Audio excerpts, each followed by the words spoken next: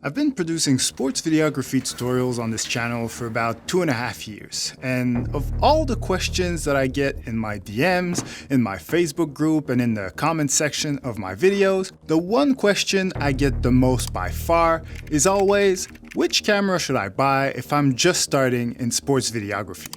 And for the past 2 years, I've given a very broad, non-committal answer to that question. Because even though we're all sports videographers, we all have different budgets, we produce many different types of content, and to be honest, the main reason was that I was scared. I was scared to push a product onto someone, an expensive product, and to be wrong. But recently, I decided to put on my big boy pants, do some extensive research online, find the camera that I feel comfortable recommending as the camera for sports videographers on a budget, and then make a video about it. So I did my research, found the camera, reached out to the makers of that camera, which are one of the biggest camera brands in the world, asked them if they would send me one so that I can test it for you guys, and to my surprise, they said yes.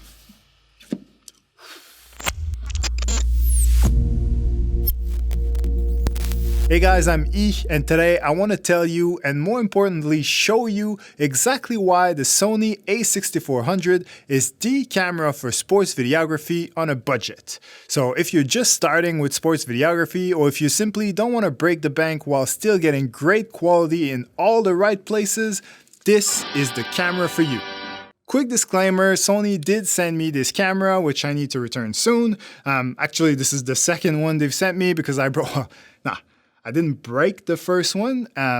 It did break while it was in my possession, but anyway, it's a long story. I'll tell you guys at the end if you want, and you guys can decide if it was my fault or not. But in the meantime, I just want to say, Sony sent me the camera, but they're not paying me, so they have no control over what I say or what I do with it, obviously.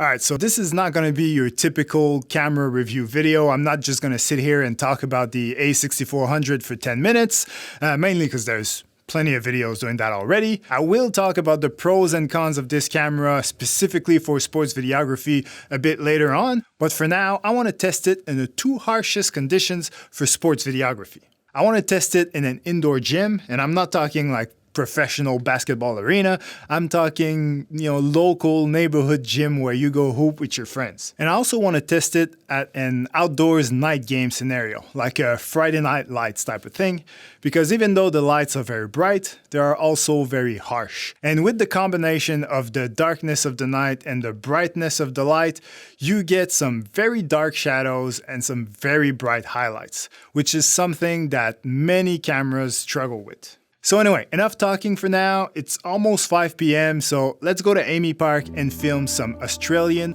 rugby league.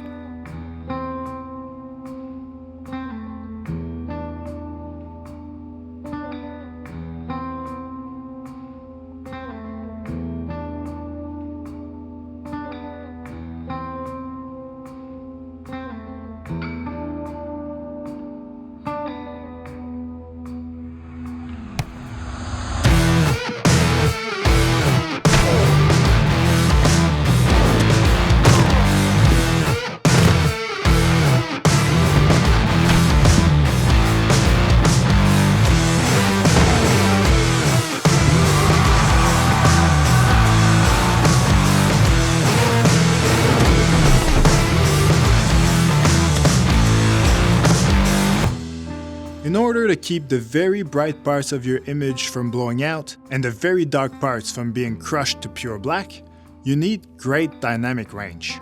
And as far as entry-level cameras are concerned, this is as good as it gets. The Sony A6400 even offers professional picture profiles like S-log2 and S-log3 that maximize the dynamic range while shooting, but then need a good color grade in post to bring the footage back to life.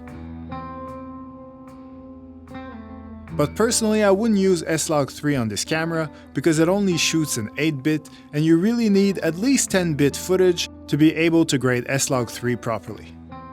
So if you know how to grade, stick to S-log2. And if you don't, then in that case I would simplify things by using the Cine 2 picture profile, which is what you're looking at right now. It is still quite flat and cinematic, but much easier to grade by simply adding a bit of saturation and contrast.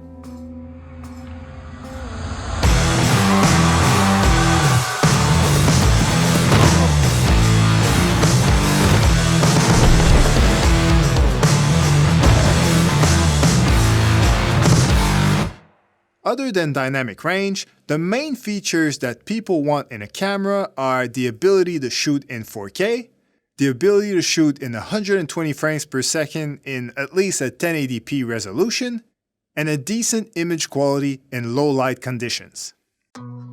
The good news is that this camera does all three of those things. Actually, let me prove it right now by showing you the result of a shoot I did this weekend with the Sony A6400 at a basketball game.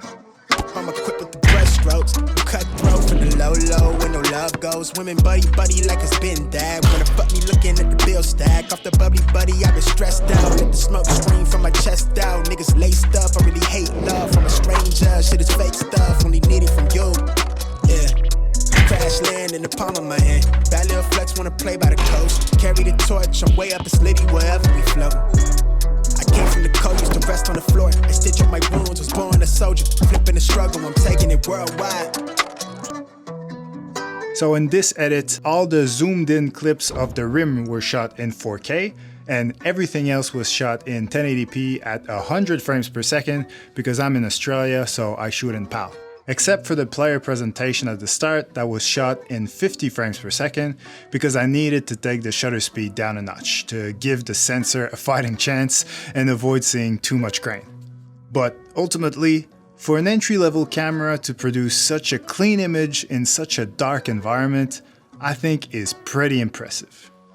So while I'm still throwing flowers at Sony, let's keep going with the pros before I move on to the cons. Like I said, I like the 4K capability, the 120 frames per second, the low light thing, the dynamic range, but I also like a few more things. For example, there is no recording time limit on this camera, so you could use it to film an entire game if you wanted to. The only thing that will stop your recording is if your SD card is full or if your battery dies. Speaking of batteries, I've seen previous reviews of this camera mentioning that the battery life was pretty bad, but in my case, I don't know if there's been an update since or if Sony sent me some supercharged batteries, but I was able to shoot a 20-minute warm-up, a player presentation, a national anthem, another 5-minute warm-up, and an entire game of basketball with only one battery. So for me, the fact that I can go through an entire game without worrying about batteries at all is pretty awesome. Another thing that I was going to mention as a pro until the very last game that I shot with this camera is the lack of overheating, or so I thought, because to be honest, I'm not quite sure what's going on there, because you see, typically the more power you packed into a tiny camera like this, the more chances you have of it overheating if you use it over a long period of time. But in this case, I filmed 1 rugby league game and 5 basketball games without any overheating warnings at all. And keep in mind that the basketball games would be double headers, where I would film the women for 2 hours and then film the men for 2 hours as well. And by the way, basketball refs, they love my merch. At every game that I was, at least a couple of them walked up to me and told me that they found my t-shirt hilarious. So if you haven't bought one already because you thought that maybe it would offend someone, don't worry, they all think it's funny, and if anything, it's a conversation starter and it might lead up to, them liking you and giving you a bit of love by moving out of the way once in a while. Didn't really work out that way for me, but who knows, maybe it'll work for you. But anyway, I digress. My point was that at the 6th and last basketball game that I filmed, this happened. Yeah, good thing we're on halftime because camera's overheating at the moment, so hopefully I'll be good to go by halftime. Well, the second half, but yeah. We'll see. To be fair, it was a very hot Australian day, and yes, we were inside, but at that venue, the roof is sort of see-through. It lets a lot of light in, so the sun's hitting on the roof, so it's distributing all that heat inside, so it was getting quite hot. And as I said, this was halftime of my double headers. Second game, and I had been filming at 100 frames per second this entire time.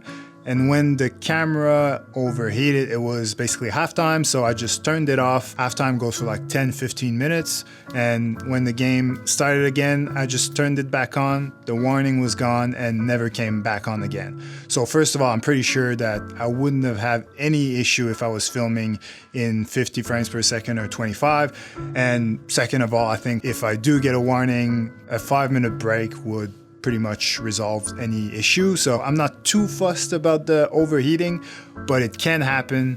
So it's something to keep in mind, especially if you're gonna film an entire game outside in the sun and you need every single second of footage. Then in that case, I think from watching other videos, it definitely can be done, but I would keep the camera at 25 or 30 frames per second to not tax it too much and keep it as cool as possible. Otherwise, there are a few other things I didn't like about the camera, but honestly, none of them are deal breakers.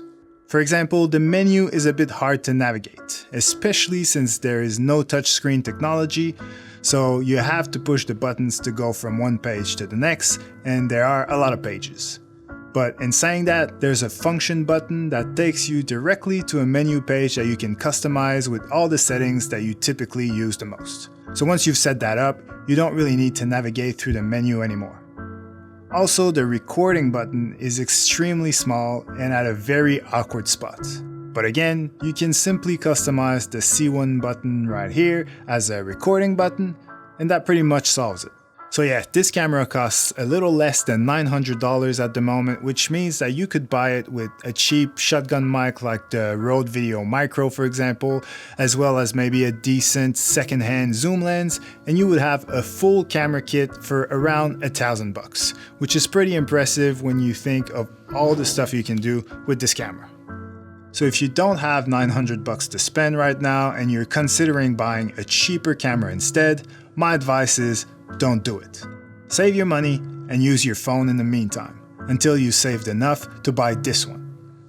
Because at least with the A6400, you'll be able to produce high quality videos for years, where if you buy a cheaper camera, I guarantee you in a year from now at best, you'll be back looking at cameras again, but this time you'll be $400, $500, or $600 in the hole.